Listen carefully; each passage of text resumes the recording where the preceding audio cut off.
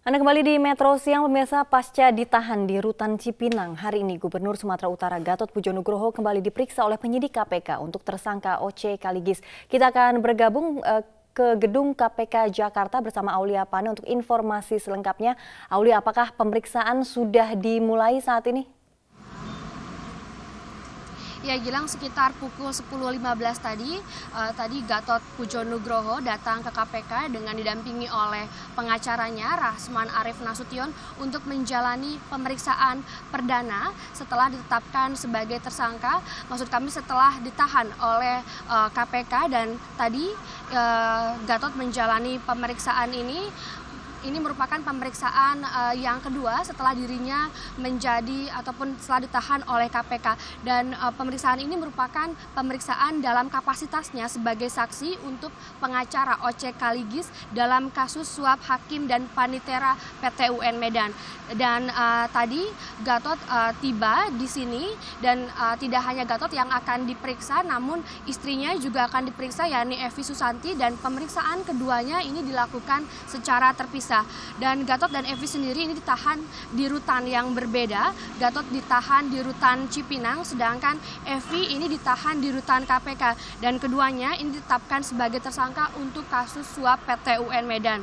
Dan sebelum mendampingi kliennya menjalani pemeriksaan, tadi pengacara Gatot dan Evi, Rasman Nasution, menyampaikan bahwa kekecewaannya karena kasus Bansos dan kasus BDP ini yang masih ditangani oleh Kejaksaan Agung. Seperti diketahui, memang Gatot melalui kuasa hukumnya Rasman Nasution menyampaikan bahwa mereka menginginkan kasus dugaan korupsi Bansos dan BDP Provinsi Sumatera Utara anggaran 2012-2013 yang saat ini ditangani oleh Kejaksaan Agung.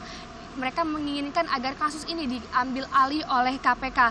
Namun kemarin Johan Budi menyampaikan bahwa KPK hanya akan memproses terkait suap hakim PT UN Medan saja. Sedangkan untuk kasus korupsi ataupun juga untuk kasus korupsi Bansos dan BDP saat ini masih ditangani oleh Kejaksaan Agung. Gilang. Ya, Aulia, pasca ditahan, lalu bagaimana dengan pembebas tugasan Gatot sebagai Gubernur Sumatera Utara?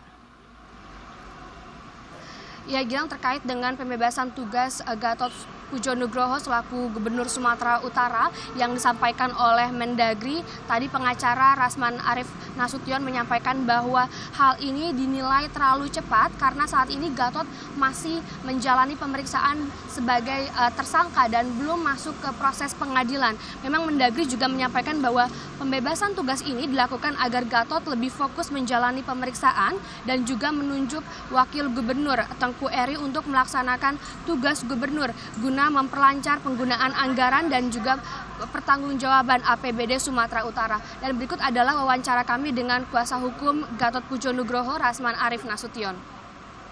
Membuat statement di media bahwa kata beliau, saya sedang menunggu surat dari KPK tentang status dari Pak Gatot Pujo Nugroho. Begitu surat dapat, maka akan dinonaktifkan. Ini kekeliruan hukum yang luar biasa. Padahal sebelumnya beliau dengan tegas mengatakan nunggu sampai dengan proses pengadilan. Nah, jadi kalau menteri bicaranya seperti itu bisa menimbulkan implikasi yang luar biasa di Sumatera Utara. Bayangkan, misalnya ini putrinya Pak Gubernur nih yang di belakang saya nanya, dan masyarakat Sumatera Utara juga nanya, ya apakah sudah akan diganti?